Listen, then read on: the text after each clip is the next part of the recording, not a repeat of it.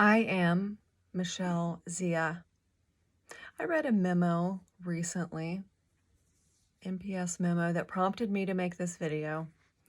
Doing the video is admittedly scary, and everyone knows why, because it involves reports of high-level wrongdoing in the National Park Service. I have an obligation, based on what I know, and after seeing this memo, to advocate for employees currently in harm's way. No one else is helping them. No one else can say this.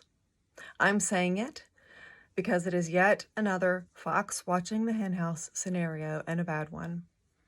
The memo was from Billy Shott, we'll get to his job title, to NPS supervisors explaining what to expect with the new initiative, Psychological Health and Safety Stand Down. I mentioned in a previous video that Billy and his wife Beth were bad actors. They've been comfortable for some time in their reign as Park Service royalty. If you wonder about the powers that be, remember these two names and be careful. They are perhaps more powerful than Chuck Sams, his boss Shannon Estenos, or Deb Holland in regard to the National Park Service.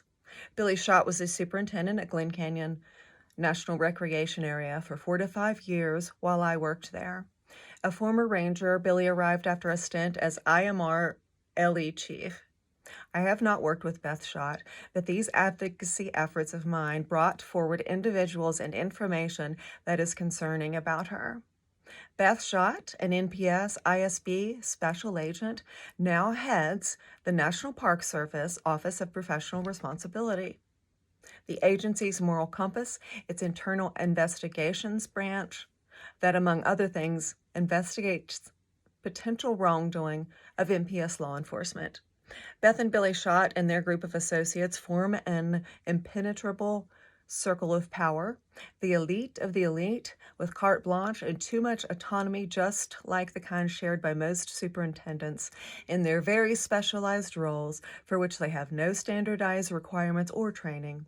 One of the problems with the NPS turning a blind eye to the bad actions of weak leaders is these so-called leaders, with no intervention, wield their power to harm anyone they choose.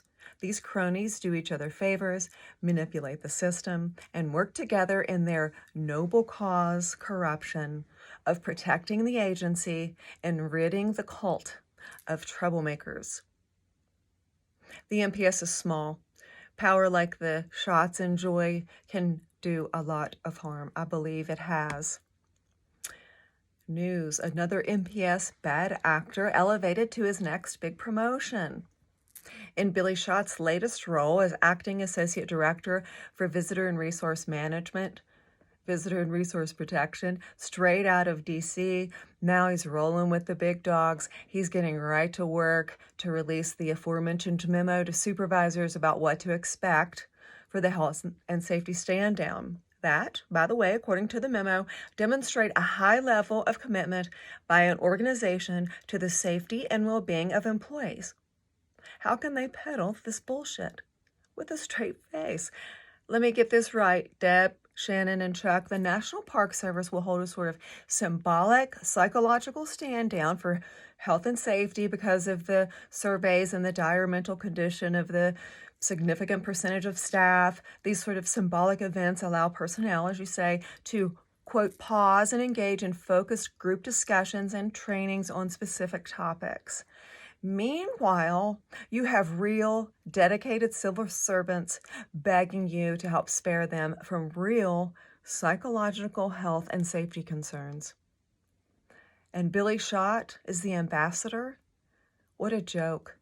Trust me, all of your beat-up employees know it's a joke too, and it's a pretty high percentage. See Part 2 for things I know about Billy and Beth Shott.